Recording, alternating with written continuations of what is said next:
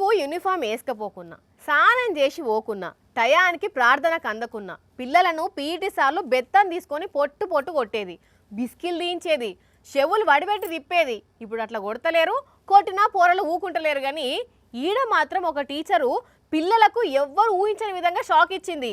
అది చూసి పిల్లల అవ్వాయిలు షాక్ అయినరు. ఇప్పుడు మీరు కూడా షాక్ అవుతారు. ఈ తమ్ముంది ఎలుకలు కొరికిన జుట్టు, ఈ తమ్ముంది పేను కొరికిన జుట్టు, ఈ తమ్ముంది బట్టతల జుట్టు కటింగ్. అగో కొండంత ముచ్చట చెప్పి పోరలకు పొట్టి కటింగ్ కొట్టిన ముచ్చట చూపెట్టిర్రు. మరి బడిలో ఈలొల్లేంది అంటే ఇగో ఈ మేడం కనబడుతున్నదా, ఈ మేడమే వీళ్ళకు ఈ ఎలుకలు కొరికిన కటింగ్ కొట్టిందట.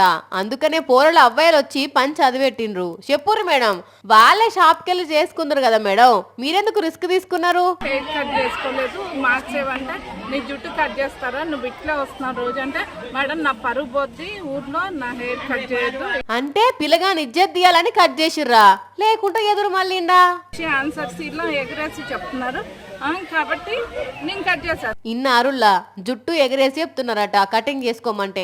ఊర్లో మా పరువు పోతుందని టీచర్లకి ఎదురు మళ్ళేసరికి గింత పనికి వచ్చిరా అని కథ చేసిందట. కానీ అవురా వారి ఓ తమ్ముళ్ళు, ఇదేంద్రా మీరు చేసింది కూడా ఏం బాలేదు. పాఠం చెప్పే మేడం ముంగట్నే జుట్టు ఎగరేస్తే మేడానికి కోపం రాదారా, అందుకని ఇట్లా చేసినట్టున్నది. కానీ మరి మీ ఓడి ఇంటికి వచ్చి ఏమని ఫిర్యాదు అయ్యిండే పెద్ద ఆయన?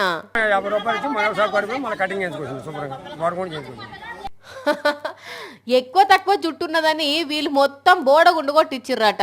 కానీ అటు పోరలు చేసిన పని గట్లనే ఉన్నది, మేడం చేసిన గట్లనే ఉన్నది. పోన్రి ఇంకా నయం, మేడానికి ఉన్న కోపాన్ని చూస్తుంటే కత్తి తెచ్చి బోడగుండు గీకినట్టే కొడుతున్నది. ఖమ్మం జిల్లా కల్లూరు మండలం పేరు వంచల జరిగింది. కానీ భలే గమ్మత్తుగా ఉన్నది పోన్రి పంచాది మాత్రం.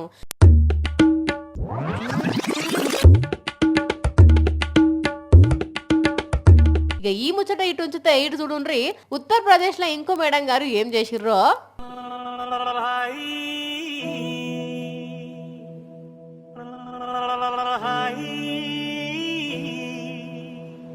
మంచిగా కొనుక్కు తీస్తుంటే పిల్లలు విసనకర్రతో ఊపుతున్నారు. మరి మేడం గారు పాఠం చెప్పేటందుకు బడికి వచ్చిర్రు, లేకుంటే నిద్ర పోదామని వచ్చిండ్రో గానీ ఇది చూసిన పిల్లల అవ్వాయిలు వీడియో తీసి పెద్ద ఆఫీసర్లకు పంపిరట. ఇట్లున్నాయి పాఠశాలల పరిస్థితులు.